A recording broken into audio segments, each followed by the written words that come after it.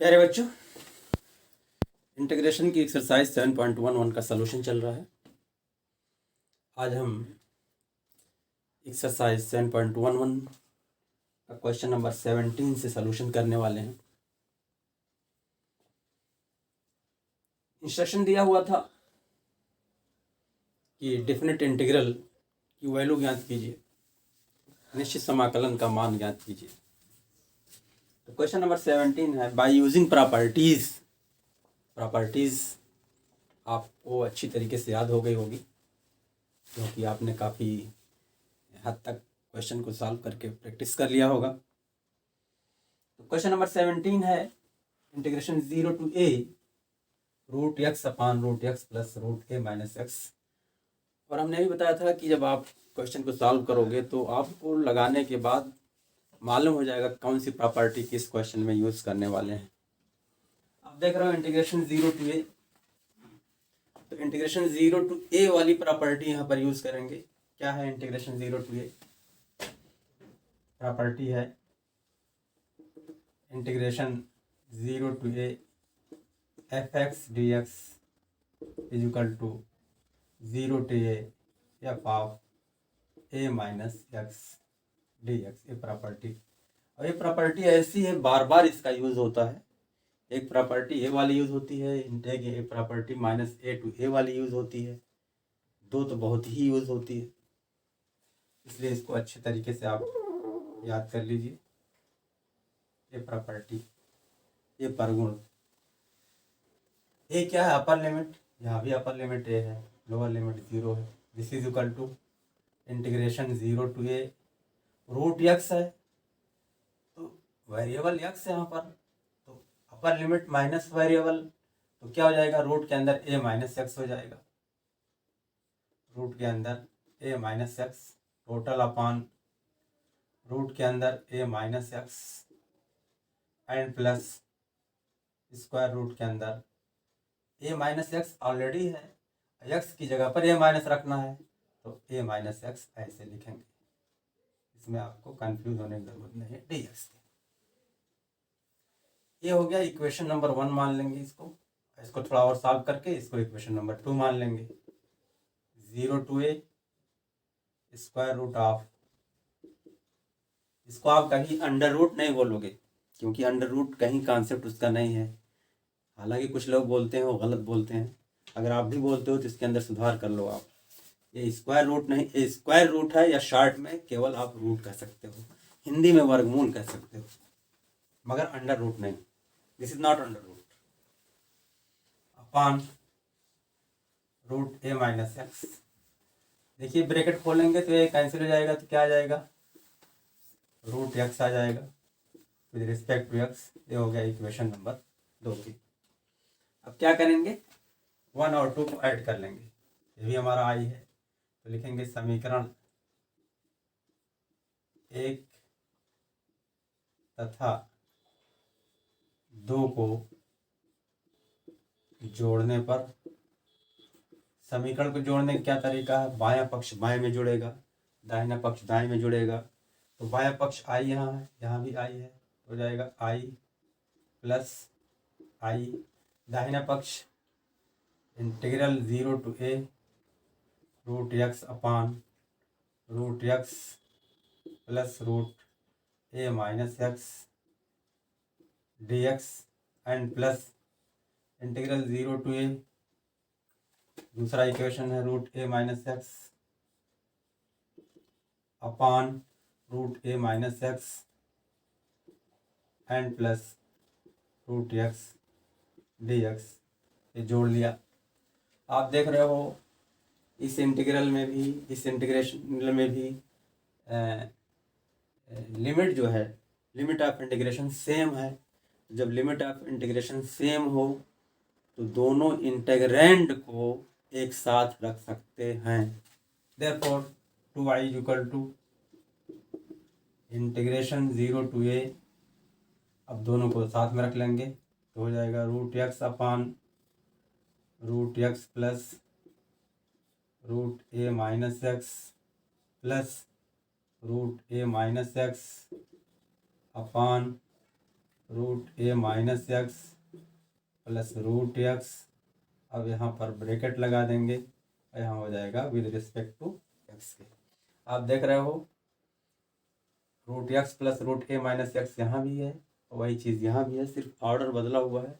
This is equal to 0 to a, लघुत्तम ले लेंगे तो हो जाएगा रूट एक्स प्लस रूट ए minus X. Root x plus divide करेंगे तो 1 आएगा, इसमें मल्टीप्लाई करेंगे 1 से तो आ जाएगा रूट एक्स। इसको डिवाइड करेंगे 1 आएगा, मल्टीप्लाई करेंगे तो हो जाएगा रूट ए माइनस एक्स। ए माइनस एक्स इसका अंश भी है, हर भी है, तो क्या हो जाएगा, यहाँ पर डी एक्स है, एक कट जाएगा। This is equal to 0 to a D X आ गया, ठीक है। दिस इज इक्वल टू हो जाएगा। अब यहाँ पर इंटीग्रेशन डी एक्स का होता है एक्स के, अपर लिमिट लोअर लिमिट लिख देंगे। अपर लिमिट ए है, लोअर लिमिट 0 है। दिस इज इक्वल टू, एक बार अपर लिमिट रखेंगे तो हो जाएगा A minus 0 is equal to A के। Therefore 2i is equal to A है, therefore i is equal to a by 2 के, therefore i is equal to a by 2। यही हमारा दिए हुए क्वेश्चन का डेफिनेट इंटीग्रल हो गया by using properties of definite integrals. Clear, परगुणों का इस्तेमाल करते हुए हमने इंटीग्रल की वैल्यू फाइंड कर लिया। चलते हैं क्वेश्चन नंबर 18 पर।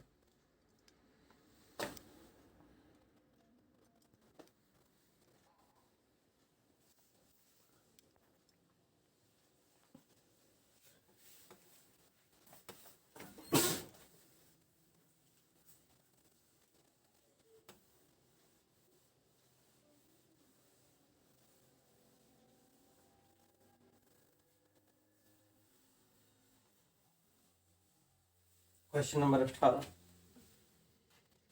इंटीग्रल 0 to 4 मॉडुलस या mod of X minus 1 D X. चलिए इसको आई मान लेंगे। 0 to 4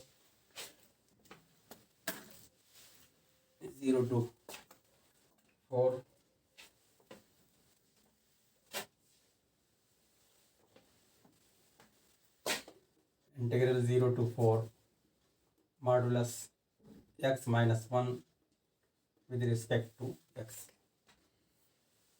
इस एक्सरसाइज में मॉड के कई क्वेश्चन पहले भी लगा चुके हैं।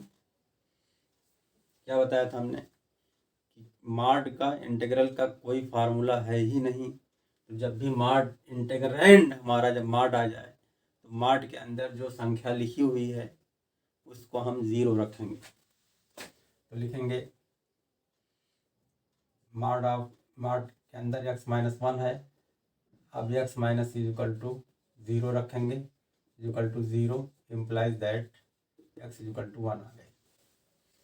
x इज इक्वल टू 1 जो आ गया, x क्या है, वेरिएबल ऑफ दिस फंक्शन है, वेरिएबल ऑफ इंटीग्रेशन है। इसकी लिमिट कहाँ से कहाँ तक है, 0 से 4 के बीच में। x प्लस 1 कहाँ आएगा, 0 से 4 के अंदर आएगा। तो लिखेंगे x इक्वल टू 1 जो कि लिमिट ऑफ इंटीग्रेशन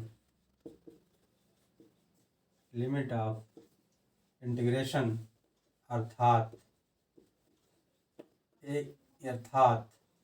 0 से 4 के बीच स्थित है। ये कहाँ स्थित है, एक जो है 0 से 4 के बीच स्थित है। और जब x की value lower limit upper limit के बीच में आ जाएगी तो इसका मतलब हुआ कि हम इस इंटीग्रैंड को दो इंटीग्रैंड के सम के रूप में लिख सकते हैं। अतः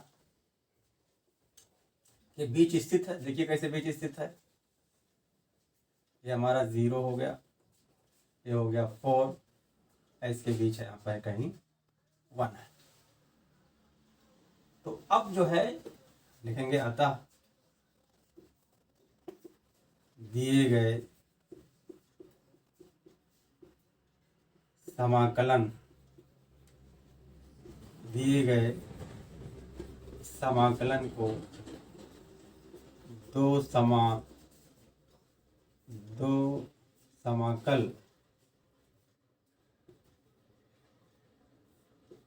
के योग के रूप में लिखेंगे। क्या क्या हुआ, therefore I equal to integral 0 to 4 mod of x minus 1 dx is equal to 2। एक हुआ 0 से 1, 0 से 1, और दूसरा हो जाएगा ये हो जाएगा 0 से 1 और हो जाएगा 1 से 4, 0 to 1, this is equal to 0 to 1, 0 to 1 modulus x minus 1 dx and plus 1 to 4 modulus x minus 1 dx। अब इसको तो हमने लिख लिया इस तरीके से। हमने कहा कि मॉड का कोई इंटीग्रेशन का फार्मूला नहीं है, तो नहीं है। अब क्या करेंगे, हम मॉड की प्रॉपर्टी से इसको हम ऐसा चेंज कर लेंगे ताकि इंटीग्रल का कोई फार्मूला यूज होने लगे। तो अब आप जानते हो mod of x is equal to x, यदि x की वैल्यू 0 से बड़ी है या 0 है, यानी x इज ग्रेटर देन और इक्वल टू 0 के, और this is equal to minus x यदि x की वैल्यू 0 से छोटी है। अब इसे चेक करेंगे। अब x की वैल्यू क्या है, x माइनस 1 पॉजिटिव है कि नेगेटिव है, ये कैसे पता करेंगे। हम क्या करेंगे, लिमिट ऑफ इंटीग्रेशन 0 से 1 के बीच हम कुछ पॉइंट ले लेंगे। अब देखिए 0 से 1 के बीच कोई पॉइंट हमने ले लिया 1/2 के, क्या ले लिया 1/2 के। अब देखिए 1/2 के लिए क्या आएगा, 1/2 के लिए 0 से 1 के बीच यही लिखते हैं,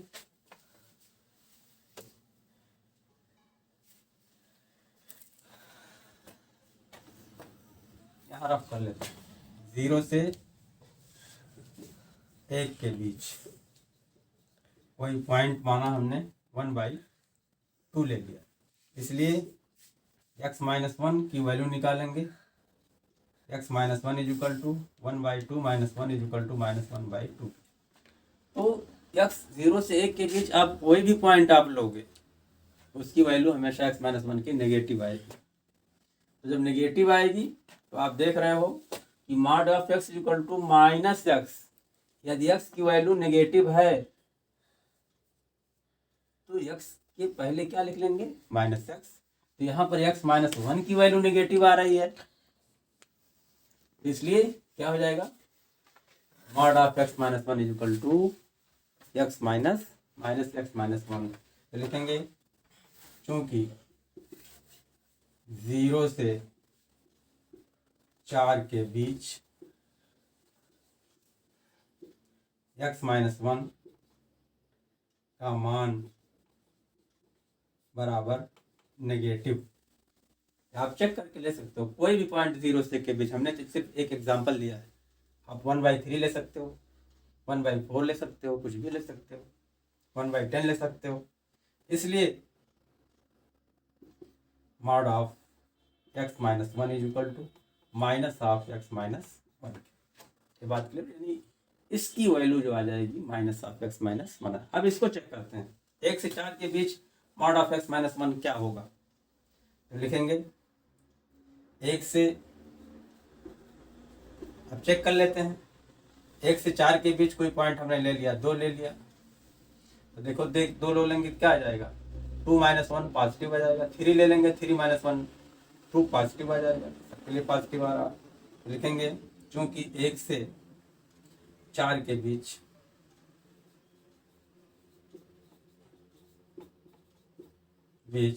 x - 1 का मान is equal to positive, therefore mod of x - 1 is equal to positive x - 1 के। चलिए, इसलिए अब x - 1 इसकी वैल्यू हो गई माइनस ऑफ x - 1, इसकी वैल्यू हो गई प्लस x - 1 के। अब ये वैल्यू रख देंगे, therefore I equal to integral 0 to 1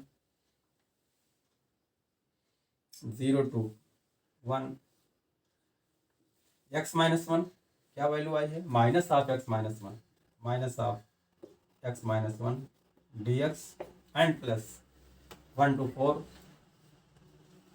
इसकी वैल्यू क्या आई है, पॉजिटिव आई है, तो x - 1 dx। अब इसका इंटीग्रेशन आप जानते हो, इसी इक्वल टू इस माइनस को पहले लिख लेंगे, ऐसे आ जाएगा। तो इंटीग्रेशन x dx फिर 1 dx, तो क्या हो जाएगा x का x²/2 और -1 dx क्या हो जाएगा, -x हो जाएगा। ये हो गया हमारा, लिमिट लगा देंगे 0 to 1 एंड प्लस ऐसे इसका हो जाएगा x²/2 और -x, लिमिट लगा देंगे 1 से 4 तक। अब इसको सॉल्व कर लेंगे, माइनस ऑफ x की वैल्यू अपर लिमिट 1 है तो 1/2 -1, फिर 0 रखेंगे माइनस करके, तो 0/2 0 -0, फिर प्लस यहाँ पर लिखेंगे 4 चुके 16/2 यानी 8 हो गया, -4, फिर -1 रखेंगे तो 1/2 और -1 के। इसको सॉल्व कर लिया जाए, दिस इज इक्वल टू 1/2 - 1 -1/2, ये 0 है तो -1/2 ये माइनस प्लस कर देगा, तो यहाँ आ गया 1/2 एंड प्लस यहाँ क्या आ जाएगा, 8 में से 4 गए 4 और 1/2 - 1 -½ और माइनस प्लस कर देगा तो +½ हो जाएगा। This is equal to 1/2 plus 2 चौका 8 9/2 हो गया, is equal to 10/2 is equal to आ जाएगा हमारा ये 5 आ जाएगा। क्लियर। क्वेश्चन नंबर हमारा क्या है, 18। दिस इज इक्वल टू 5, ये हमारा आंसर हो गया। क्लियर। अब आते हैं क्वेश्चन नंबर 19 पर।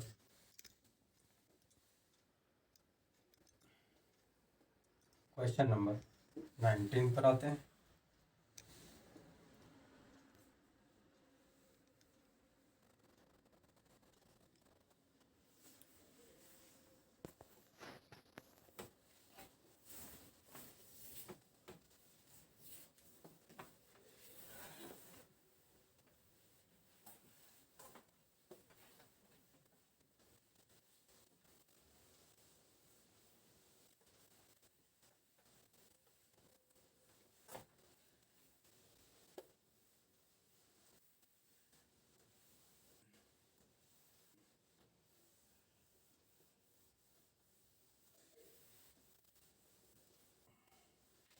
क्वेश्चन नंबर 19 है, सिद्ध कीजिए, दिया है, क्या दिया है,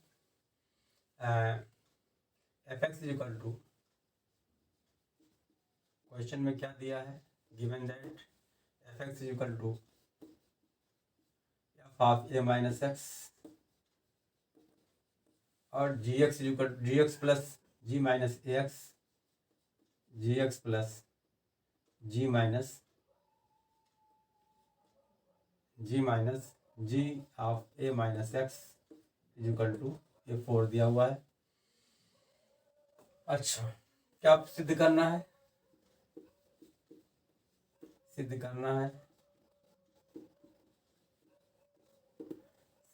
integration 0 to a f x into g x F of x into ji of x D x is equal to twice zero to a twice zero to A F of x D x F of x D x ये prove करना है। चलिए यहाँ पर f x equal to f into a minus x ji x plus g a minus x equal to 4 क्या है। तो इससे जी एक्स की वैल्यू से निकल जाएगा, पक्षांतर कर देंगे तो इससे जी एक्स की वैल्यू जो आ जाएगी क्या आ जाएगी 4 माइनस यार आने देते हैं, अभी जैसी ज़रूरत होगी कर लिया जाएगा। चलिए देखते हैं proof.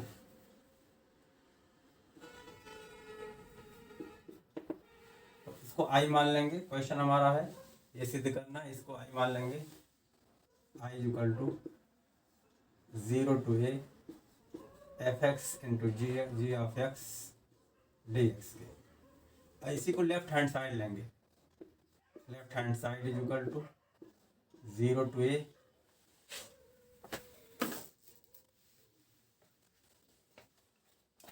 Zero to A F x into ji of x D x.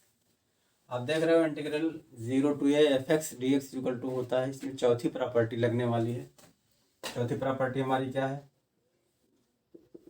0 to A F x D X equal to 0 to A F of A minus x D X की चौथी प्रॉपर्टी है, ये लगा देंगे।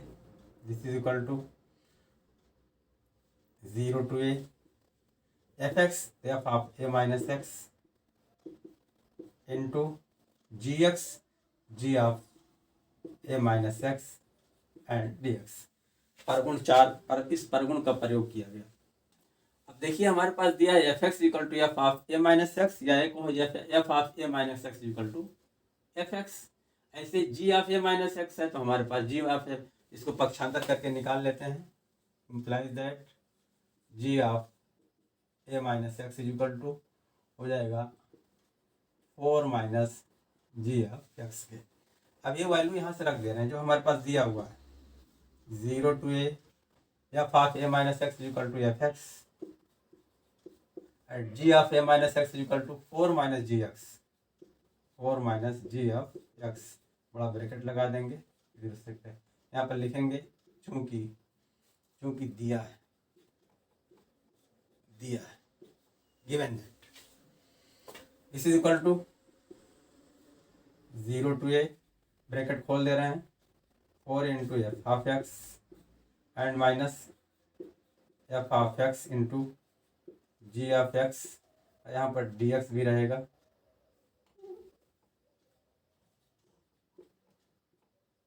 डी एक्स ठीक है। अच्छा D x बाद में लगाते हैं,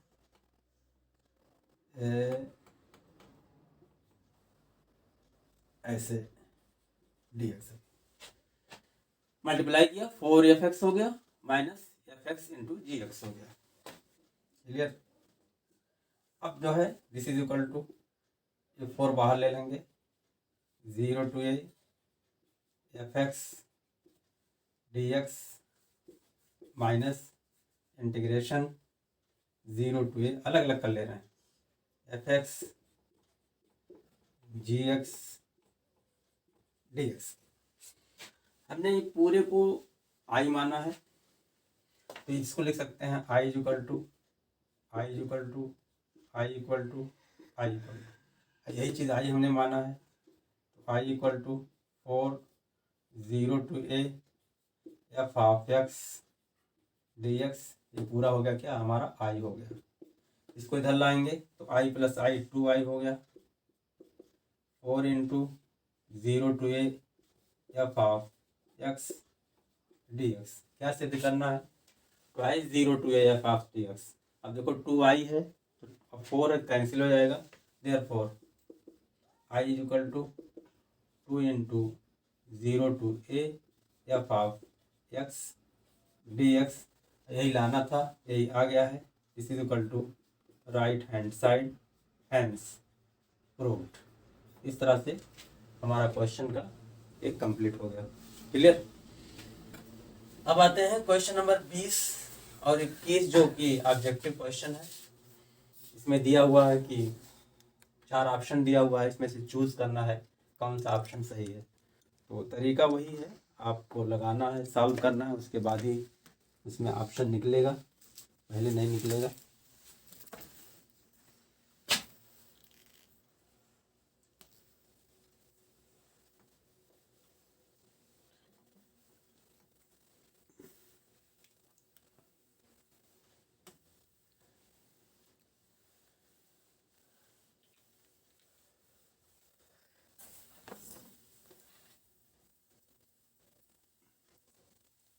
question number 20।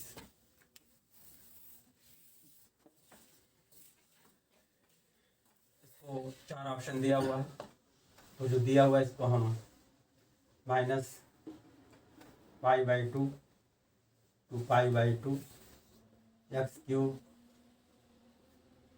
Plus x cos x and plus 10 to the power 5x and plus 1 dx। इसको आई मान लेंगे। इसमें 4 ऑप्शन है, चूज करना है। पहला ऑप्शन है 0, दूसरा ऑप्शन है 2, तीसरा ऑप्शन है पाई और चौथा ऑप्शन डी है 1 के। सॉल्यूशन, इसको आई मान लेंगे क्वेश्चन को। I equal to minus pi by 2 to pi by 2 x cube plus x cos x plus 10 to the power 5x and plus 1 dx के। क्लियर। आप देख रहे हो इंटीग्रल की कौन सी प्रॉपर्टी, डिफरेंट इंटीग्रल की कौन सी प्रॉपर्टी आपको लग रही है? Integral minus A to A F x D x क्या बताया गया था, उसको चेक करेंगे। Integral minus A to A F x D x is equal to 0 यदि F of minus x is equal to minus of F x and this is equal to twice 0 to A F x D X यदि F of minus x is equal to F of X. ये property जो है आपको बताई जा चुकी है। तो माइनस ए टू ए है, तो ये प्रॉपर्टी हम यहाँ पर चेक करेंगे। तो क्या करेंगे, एफ एक्स डी एक्स यानी एफ ऑफ माइनस एक्स, इसका मतलब इस फंक्शन को हम क्या मान लेंगे, पूरा एफ एक्स मान लेंगे। लेकिन इसमें जो है 1 है, इस 1 को अलग कर लेंगे। दिस इज इक्वल टू ऐसे minus pi by 2 to pi by 2 x cube plus x cos x and plus 10 to the power 5x dx and plus minus pi by 2 to pi by 2 1 dx। इसको अलग कर लिया, separate कर लिया। तो अब इसके लिए लगाएंगे, ठीक है। तो इसको हम पूरा I1 मान लेंगे। ये हो गया I1 माना, और इसकी वैल्यू क्या आ जाएगी, इसकी वैल्यू निकाल लेते हैं। प्लस इसकी वैल्यू इंटीग्रेशन हो जाएगा, इसका x हो जाएगा minus pi by 2 to pi by 2, upper limit pi by 2 minus lower limit pi by 2, this is equal to plus plus हो जाएगा, तो हो जाएगा pi plus pi by 2 plus pi by 2, this is equal to pi आ जाएगा। इसकी value क्या आ जाएगी, पाई आ जाएगी। इसको हम मान लेंगे इक्वेशन नंबर 1 मान लेंगे। अब I1 को हम सॉल्व कर लेंगे। I1 is equal to integration minus pi by 2 to pi by 2 x cube plus x cos x plus 10 to the power 5x and with respect to x के।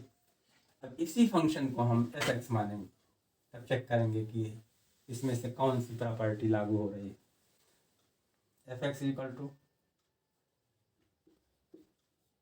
F of x equal to x cube plus x cos x n plus ten to the power 5x के।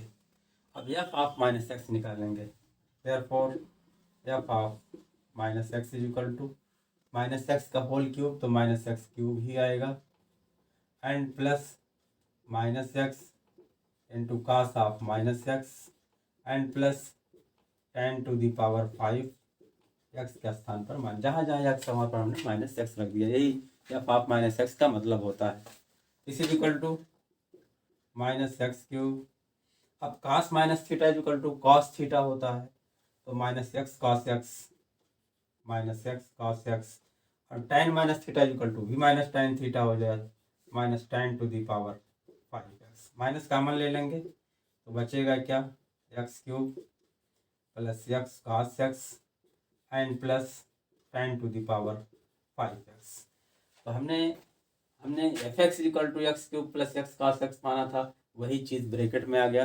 इस is equal to minus निशान, ये हो गया F of x पे। तो अब क्या आ गया, F of minus x equal to minus of F X आ गया। तो कौन सी प्रॉपर्टी लग रही है, प्रॉपर्टी में दो पार्ट है, तो पहला पार्ट लग रहा है। इसका मतलब क्या हुआ, integration limit minus pi by two to pi by two equal to क्या हो जाएगा, इसकी वैल्यू 0 हो जाएगी। लिखेंगे चूँकि f of minus x is equal to minus f of x implies that I1 is equal to minus pi by 2 to pi by 2 x cube plus x cos x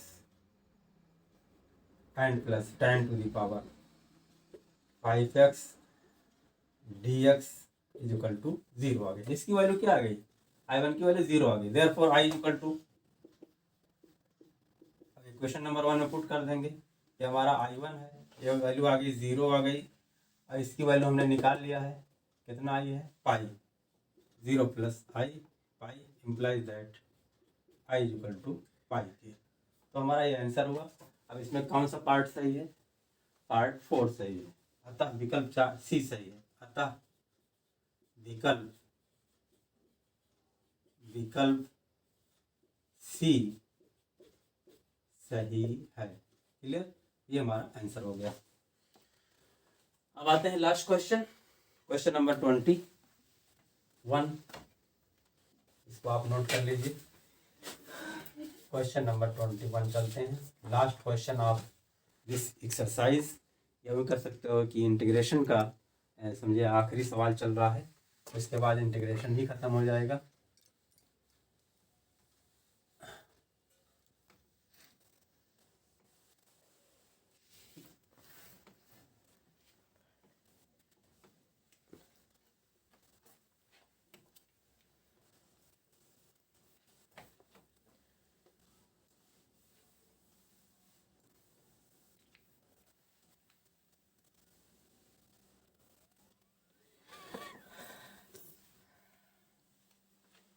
question number 21, 0 to pi by 2 log of 4 plus 3 sin x, 4 plus 3 sin x upon 4 plus 3 cos x, 4 plus 3 cos x dx का मान है, पहला part 2 और दूसरा part दिया हुआ है 3/4 और तीसरा पार्ट दिया हुआ है 0 और चौथा पार्ट दिया हुआ है -2 के। सलूशन, इसका हल देखते हैं। इसको आई मान लेंगे, I equal to integral 0 to pi by 2 log of 4 plus 3 sin x upon 4 plus 3 cos x dx। आपको देखने ही से लग रहा होगा integral 0 to a fx dx के फॉर्म में ये क्वेश्चन दिया हुआ है। तो प्रॉपर्टी कौन सी लगेगी? इंटीग्रल 0 to a, ये प्रॉपर्टी लगने वाली है। Integral 0 to a f of x D x is equal to 0 to a f of a minus x D x के प्रॉपर्टी। चलिए लगा दे रहे हैं property. This is equal to, इसको इक्वेशन नंबर 1 मान लेंगे। 0 to π/2 लॉग ऑफ, प्रॉपर्टी लगा दे रहे हैं 4 प्लस, यहाँ बड़ा ब्रैकेट इसे लिखेंगे क्योंकि अंदर छोटा ब्रैकेट आएगा, हो जाएगा 4 plus 3 sine π/2 minus X upon 4 plus 3 cos X किया पर π/2 माइनस एक्स, और ब्रैकेट बंद हो गया, यहाँ पर हो गया dx। This is equal to 0 to π/2 log of 4 plus sine 90 minus theta is equal to cos theta, तो 4 sine 3 sine 3 cos x and total upon 4 plus cos 90 minus theta is equal to sine theta, तो हो जाएगा 3 sine x and D x. Log M upon N के form में आ गया हमारा question, और log M upon N is equal to होता है log m minus log n के। ठीक है, या क्या गया, अभी रहने देते हैं इसको ऐसे ही। इसको हम मान लेते हैं इक्वेशन नंबर तोड़ने के पहले हमारा आई ये भी हो गया। अब क्या करेंगे, 1 और 2 को ऐड कर देंगे। समीकरण 1 तथा 2 को जोड़ने पर क्या करना है, जोड़ रहे हैं, तो बाएं पक्ष बाएं में, दाहिना पक्ष दाहिने में जोड़ेंगे, तो आ जाएगा 2i इज इक्वल टू, और 0 to π/2 यहाँ भी है, यानी लिमिट ऑफ इंटीग्रेशन सेम है, तो इंटीग्रैंड आपस में जुड़ जाएंगे, एक ही लिमिट के अंदर आ जाएंगे। 0 to π/2 क्या हो जाएगा, डायरेक्ट हम लिख दे रहे हैं log of 4 plus 3 sine x upon 4 plus 3 cos x and plus दूसरा वाला log of 4 plus 3 cos x upon 4 plus 3 sine x and D x. Log m plus log n, ये पूरा हमारा एम है, ये पूरा एन है, तो log m plus log n is equal to log m into n, यानी log m n कहते हैं उसको। 0 to π/2 log mn, m means 4 plus 3 sin x upon 4 plus 3 cos x into n means 4 plus 3 cos x upon 4 plus 3 sin x, तो सब bracket में कर दे रहे हैं, आगे लिख दिया dx। 4 प्लस 3 cos x नीचे है, ऊपर भी है, कैंसिल हो गया। 4 प्लस 3 sin x ऊपर है और नीचे है, कैंसिल हो गया। आप कभी भी 4 को 4 से नहीं काट सकते हैं, इसका ध्यान, पूरा ब्रैकेट ब्रैकेट से कटेगा। तो क्या आ गया यहाँ पर, log 1 आ गया। 0 to π/2 log 1 dx। अब log 1 की ऑलरेडी वैल्यू 0 होती है, तो 0 का इंटीग्रेशन सब 0 होगा, इस इज इक्वल टू 0 के, देयरफॉर i इक्वल टू 0/2 यानी 0। अब देखें कौन सा पार्ट हमारा सही है, सी पार्ट सही है, अतः विकल्प सी सही है, अतः विकल्प सी सही है। इस तरह से हमारी एक्सरसाइज 7.11 ख़त्म हो गई, समाप्त हो गई, और इस तरह से इंटीग्रेशन का एक लंबा चैप्टर की कहानी ख़त्म हुई। अब आपकी ज़िम्मेदारी बनती है कि आप जो है इसकी खूब प्रैक्टिस करिए, ताकि आपका कॉन्सेप्ट पूरी तरह से क्लियर हो जाए।